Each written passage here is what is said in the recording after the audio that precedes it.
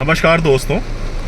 एक बार युधिष्ठिर ने राजसूय यज्ञ किया। उन्होंने सभी राजाओं को आमंत्रित किया। उनकी सभा में शिशुपाल भी थे, भगवान श्री कृष्ण भी थे और बहुत सारे दूसरे प्रदेशों के महाराज भी थे। महाराजाओं को सभी को आमंत्रित किया था। उसी में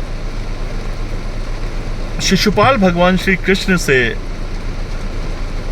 दुश्मनी मानता था, क्योंकि वो रुक्मिणी से विवाह करना चाहता था और भगवान श्री कृष्ण ने रुक्मिणी हरण करके खुद विवाह किया था।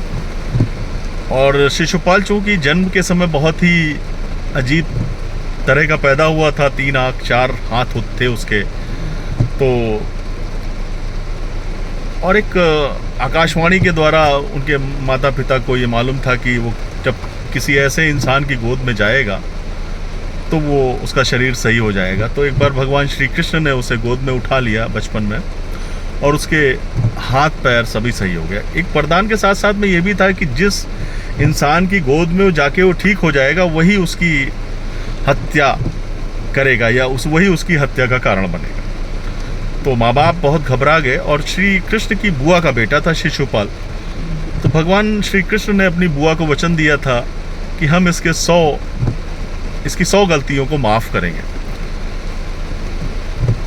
तो बात आई गई हो गई। और जब युधिष्ठिर राजसूय यज्ञ कर रहे थे उस सभा में शिशुपाल भगवान श्री कृष्ण को बहुत अपमान कर रहा था। उन पे अपमान अपशब्दों के द्वारा करता ही जा रहा था। भगवान श्री कृष्ण काउंट कर रहे थे, गिन रहे थे।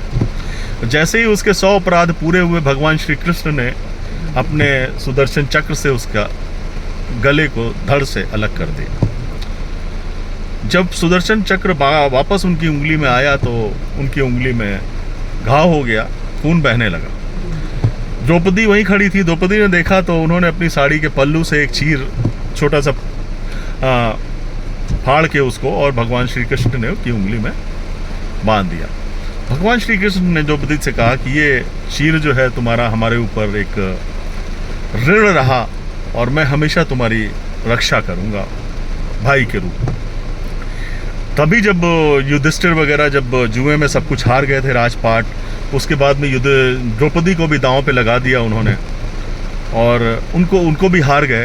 तो फिर दुशासन ने द्रौपदी को घसीट कर राजसभा में ला के जब उसकी साड़ी खींचनी शुरू की, चीर हरण शुरू किया, तो भगवान श्री कृष्ण ने द्रौपदी की रक्षा की वहाँ पे और अदृश्य रूप में द्रौपदी को चीरहरण से बचाया। तभी से ये भाई बहन का रिश्ता जो है बहुत प्रगाढ़ हो गया और ये कहा जाने लगा। वैसे भी भाइयों को तो अपनी बहन की वैसे ही ध्यान रखना चाहिए, सुरक्षा का, और वैसे भी केयर करनी चाहिए।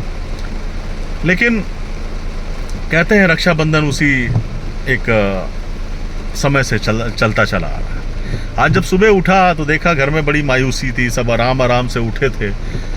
मुझे अजीब सा लगा, यार आज रक्षाबंधन है और कोई तैयार नहीं है, अभी शुरू नहीं हुआ, 10 साढ़े 10 बज रहा था। मैंने पूछा भाई क्या बात है, तो पता चला कि वो आज भद्रा नक्षत्र है। हमने कहा भद्रा नक्षत्र है तो क्या मतलब है? कल नहीं, वो 1:30 बजे 2 बजे के आसपास से फिर वो रक्षाबंधन शुरू होगा। बड़ा ताज्जुब हुआ। हमने कहा सावन का महीना है और जो ये घटना हुई थी भगवान श्री कृष्ण और द्रौपदी वाली, उस दिन भी संयोग से श्रावण मास की पूर्णिमा थी, तभी से ये त्योहार मनाया जा रहा है। भगवान सावन का महीना तो वैसे ही शिव जी का महीना है पूरा। सावन के सोमवार के व्रत रहते हैं, भगवान शिव की पूजा करते हैं, घर घर में रुद्राभिषेक होते हैं। कल भी मैं एक घर में था, वहाँ रुद्राभिषेक हो रहा था। पंडित जी ने कहा भैया मैं एक जगह करा के आ रहा हूँ और 9 बजे यहाँ पे कर रहे थे रुद्राभिषेक, करना मैं अभी 3-4 जगह और करना है रुद्राभिषेक। तो यार भगवान का कार्य हो रहा है, एक पल पल शुभ है, फिर रक्षाबंधन मनाने के लिए रिस्ट्रिक्शन क्यों? कोई हमारे सनातन धर्म में कुछ विद्वान, कुछ सो कॉल्ड मठाधीश जो अपना जो ज्ञान है हम सनातनियों पे थोपते हैं। मुझे नहीं लगता समझदार इंसानों को ये करना चाहिए।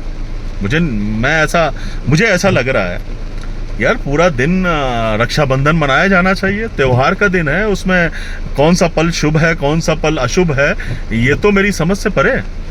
ये तो हमारे त्योहारों को भी बांधने की कोशिश की जा रही कि भाई जो त्योहार पूरा दिन मनाया जाना चाहिए वो शाम को 3-4 घंटे सिर्फ मनाया जाएगा, उसमें आपाधापी में आदमी दौड़ेगा। यार कहीं भद्रा नक्षत्र है, अभी अभी संयोग नहीं है, जल्दी भागो, गाड़ी से जल्दी पहुंचो, टाइम अच्छा टाइम बीता जा रहा है, शुभ पल बीत जाएंगे जल्दी। अरे भाई क्यों, हर पल शुभ है। तो मेरी एक गुजारिश है, मेरी विनती है उन मठाधीशों और उन सबसे कि भाई इस तरह का रिस्ट्रिक्शन न लगाएं और सनातन में इस तरह के बंधनों में मत बांधें हमको। और ख़ास करके हमें तो ये समझना चाहिए खुद ही, बल्कि मैंने घर में खुद में कहा कि भाई जल्दी ना आओ और जल्दी शुरू करो, ये सब बेकार की बातें। और हम सभी हिंदू धर्म के मानने वालों को भी इन चीज़ों में नहीं पड़ना चाहिए, इन सब बेकार की बातों में।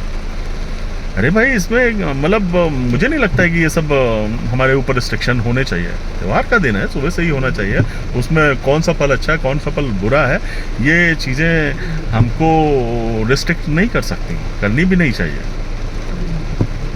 बस ऐसे ही यूं ही मुझे लगा तो मैंने कहा शेयर करूं।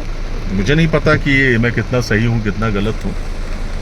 खैर एनीवेज, थैंक यू।